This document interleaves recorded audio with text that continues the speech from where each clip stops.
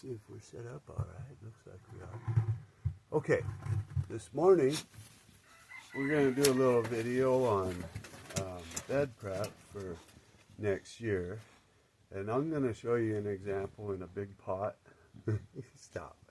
And I'm also going to show you in one of my beds that still has plants in it. Veggies going this year. Okay, you guys sit. So this is a pot that I just cut a plant down in. I'm going to leave the base of that plant so that those roots will be alive for a little longer. Now the first thing I'm going to do, because we always want to evaluate what we're working with, so I'm going to dig down into this pot a little bit to where I got some good active roots. I'm going to take a nice chunk out and I'm going to set it in this tray here so that I can look at it under the microscope.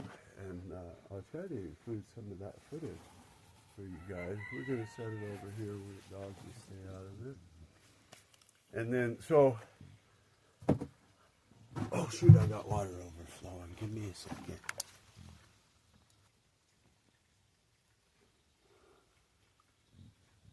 All right, I think most of us can relate to that in some way or another. Flooding my watering buckets up there. All right, so we'll bury that little hole back that I made.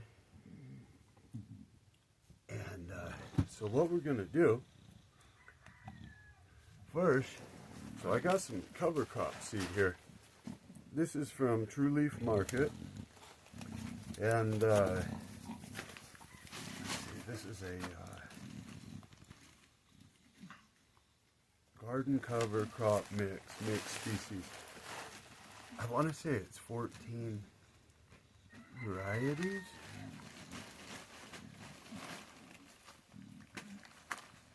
I see 11 on here listed. I thought it said 14 when I bought it. Either way, if you get one with a better diversity of species of plants in here, you're going to have a better diversity of microbiology coming along with it, as well as being able to be sustained in there. So the first thing we do is we take another one of these trays here, and I've prepared some water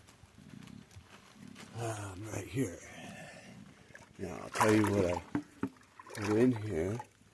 I made a 5-gallon bucket so that I can water everything when I'm done.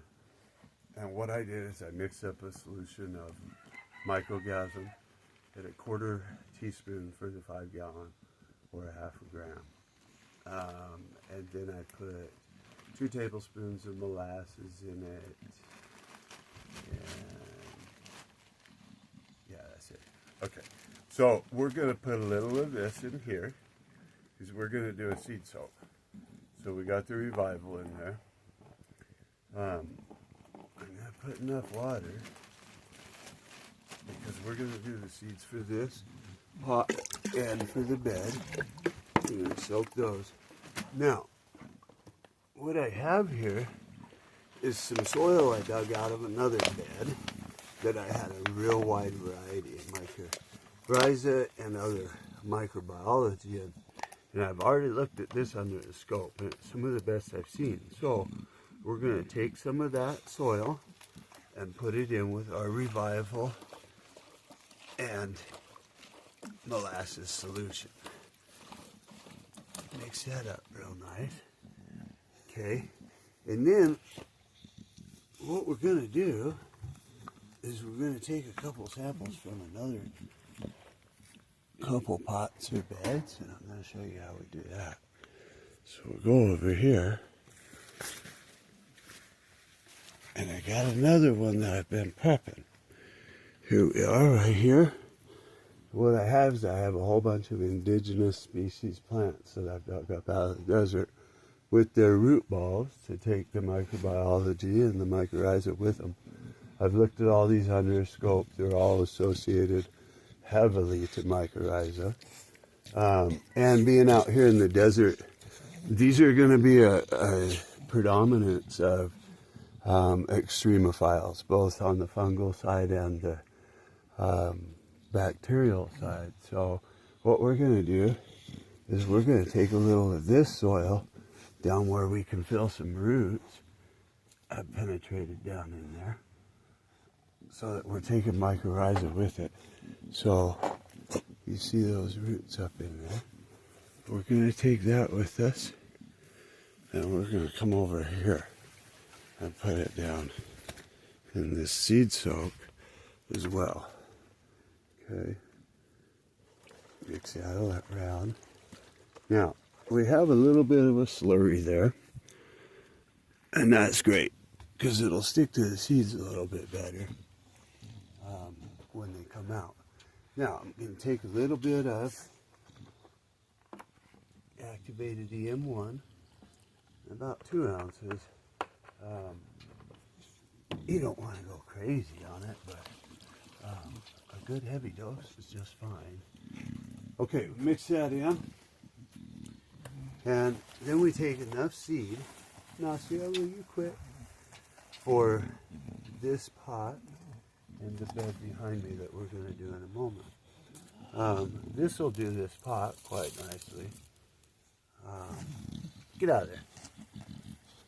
And then we'll put about 4 of those in for the bed. 2, 3, 4. Okay, we'll mix those into our seed soak. We're going to let those soak 2 hours, so we'll come back to that here in a little bit.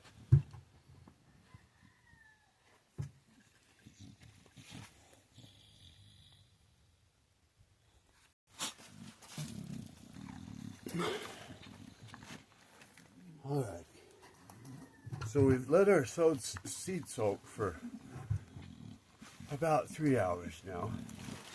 So what we'll do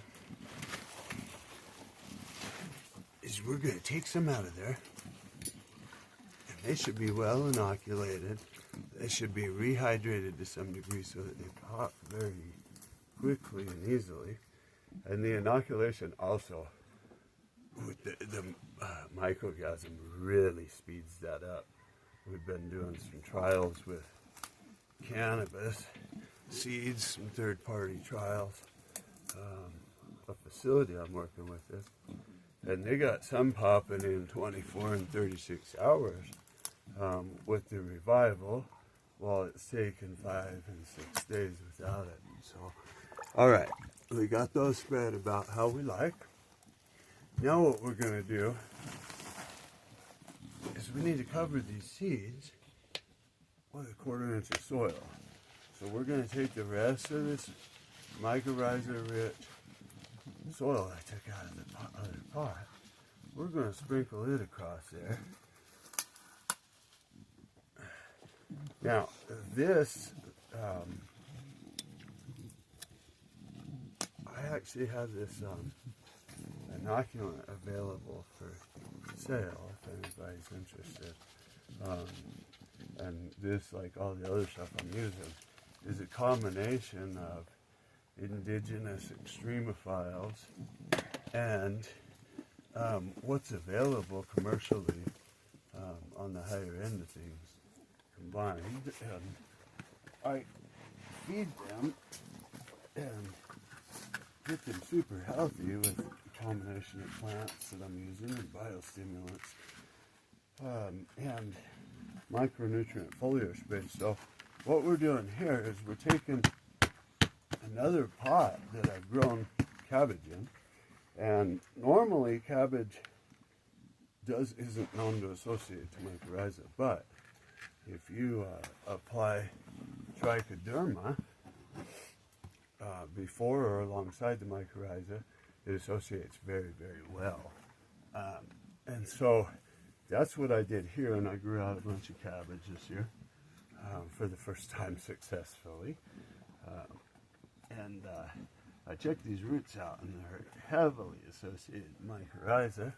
And this is going to be even though I put this indigenous stuff in here in these pots as well, because it's a different, completely different kind of plant, we're going to have a different assortment of what, you know, that plant chose to keep and use versus what these other plants did. And so that gives us a better diversity for everything to choose from, you know, all these different diverse consortium of seeds. And there's a fair bit of brassica, mustard and whatnot in there. So this soil should pair nicely to those seeds and give them a good association right off the bat. Okay, so we got that done. We're going to take our solution here and we're going to gently water this pot. Get off there, buddy. Stop it.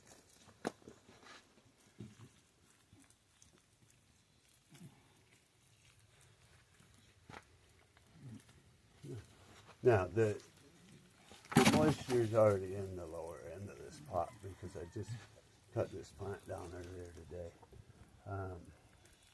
So we're just getting that top layer moist. As you can see, it's kind of running out the bag.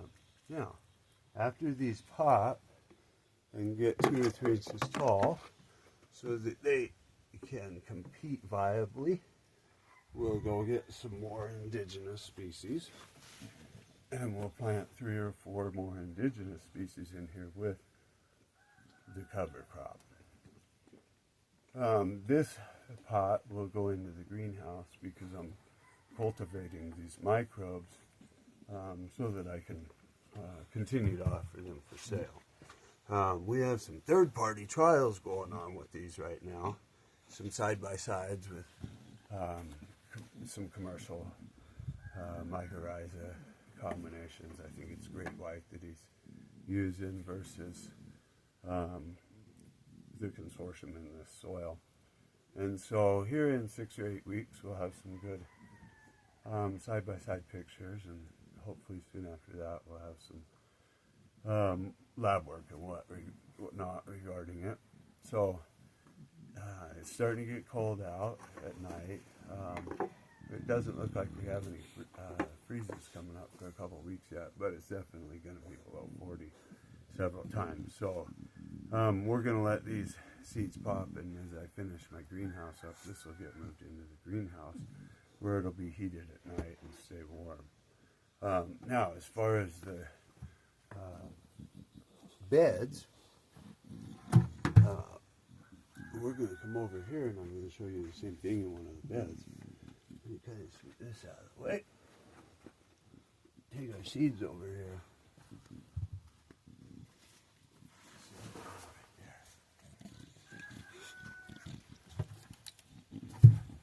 Okay, don't get bited, buddy. There's ants everywhere.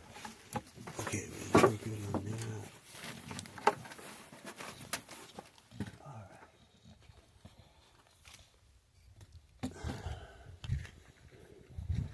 Bring this over here where you guys can see what we've done. So in this bed, this is an active bed. I got some pots sitting around. Looks like we can pick up peppers. We'll move here.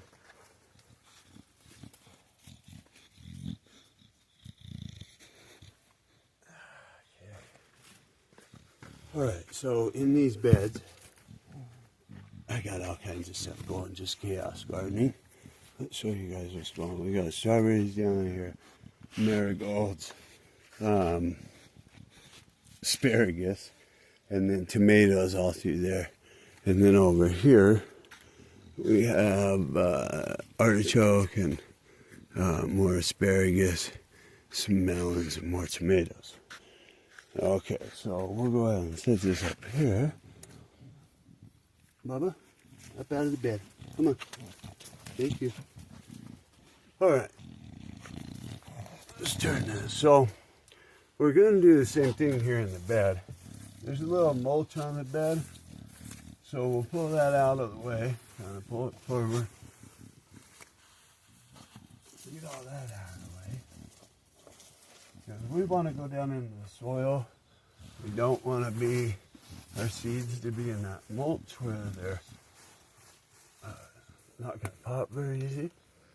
Okay, so we're going to go through the same protocol here. I'll just show you on this small section. We're going to spread our seed, cover crop seed. Good even coverage. Now this is pre-soaked in the inoculant plus, watch out buddy, inoculant plus the mycogasm and the molasses. So we take this pot and we're doing the same thing. Now, if you don't have pots and other soil that is active and live, if it's not active and live, there's no point in doing that. Covering the seed with it like this. Just use the soil that's in the bed. Loosen the top inch, get your seed in, work it down in there. I like this because you're bringing other diversity and a live microbiome that's different and diverse from the one you're growing in. And this, like I said, this is that soil from the cabbages. So it's likely going to help the brassica seed exceptionally well in here to get set into this bed. Now, you can lightly put that mulch back over if you're in an area where it's going to get dried out bad, like I am. If you're not, it might do you better to wait till those seeds pop, because it is going to have a slight counteractive effect to the seeds, the same way it does with weed seeds. All right, so we'll water that in. Watch out, buddy.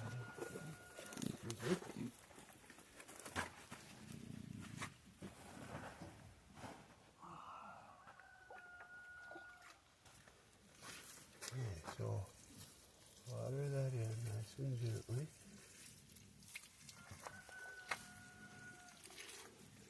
Now with soaking those seeds and inoculating them with the mychorizal and microbiology in that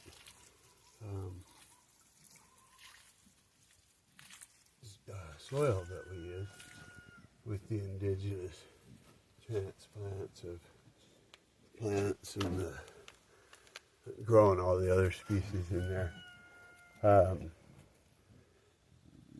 And then with using the mycogasm on that, we're going to basically signal all the beneficial microbes to draw up near where we just put that solution. So everything that's in this soil is going to get called right to where those seeds went down as well. I'll keep you guys updated on this, but that's the general bed prep for doing cover crops into your active beds and your inactive beds. You especially want to make sure you get something into your inactive beds as quickly as possible, preferably within 2 weeks of the plants in it dying or getting cut back. So, if you have any questions, leave them in the comments.